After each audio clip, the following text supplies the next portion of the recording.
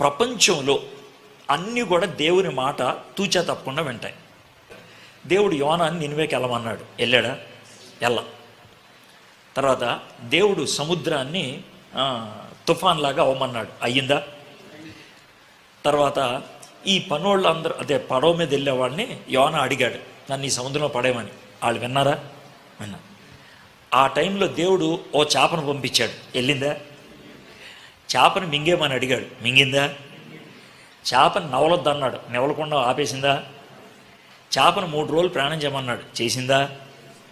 తర్వాత చేపను కక్కేమన్నాడు, కక్కేసిందా? యోనాని కింద పడేయంగానే సముద్రాన్ని ఆగిపోమన్నాడు, ఆగిందా? ఆ తర్వాత యోనా నినివేకి వెళ్ళాడు. వెళ్ళిన తర్వాత యోనా ఓ చెట్టు కింద కూర్చున్నాడా? ఆ తర్వాత ఉన్నట్టుండి 24 గంటల్లోనే సొరకాయ వచ్చిందా? అంటే ఎలా వచ్చింది అది?